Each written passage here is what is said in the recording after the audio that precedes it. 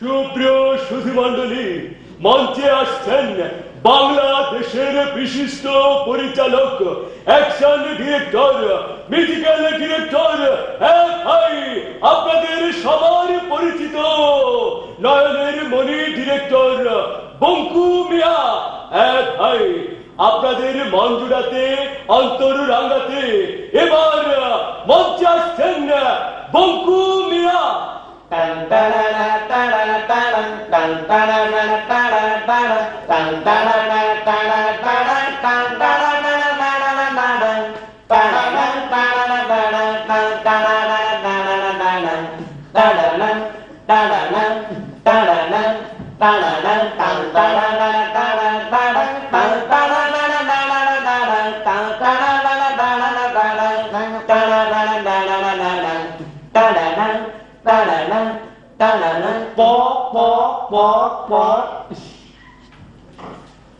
ইনি হলেন বঙ্কু মিয়া চলচ্চিত্রকার। ছবি নিয়ে নানামুখী গবেষণা তার। বাংলা ছবির তিনি হলেন মস্ত জানোয়ার। খবরদার, আমায় তুমি কি বললে? মস্ত জানোয়ার? যিনি করেন খেলাধুলা তিনি তখন খেলোয়াড়। এমন ভাবে নাট্যকার, ভাষ্যকার, তালুকদার, চৌকিদার। ছবি নিয়ে ব্যবসা করেন, নানান রকম গল্প বাঁধেন। আপনি তো ভাই অনেক জানেন ছবির ব্যাপার সেপার, সেই কারণে আপনি হলেন ছবির জানোয়ার। তবে কেন নিন্দে করেন এই উপাধিটা? ঠিক আছে ভাই, ঠিক আছে, আপত্তি আর নাই। উপাধিটা এত খাঁটি আগে ভাবি নাই।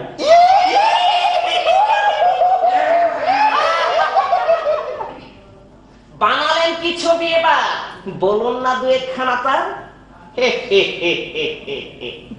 সুপার ডুপার হিট করেছে এমন ছবি মেলা।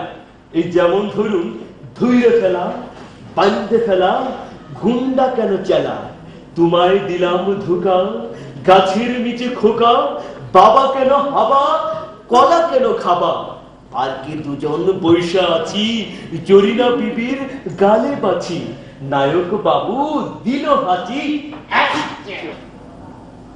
থাক মিয়া ভাই থাক, নতুন একটা প্রশ্ন করা যাক।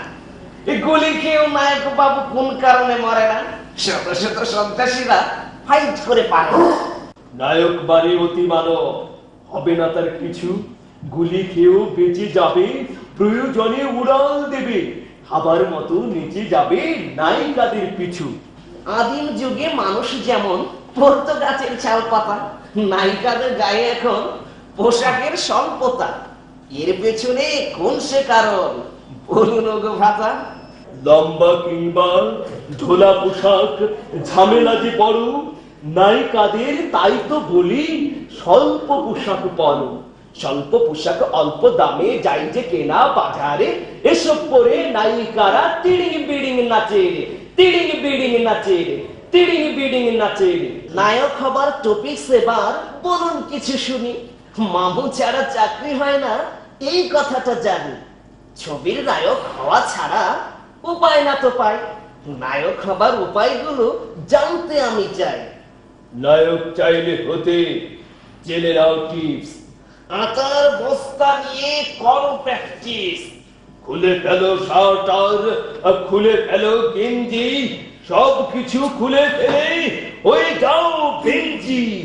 ঢিসুম ঢাসুম করে হাত দুটি বাড়িয়ে শত্রুর শরীরে ঘুষি দাও বাগিয়ে, ঢিস ঠাস ঠাস ঠাস।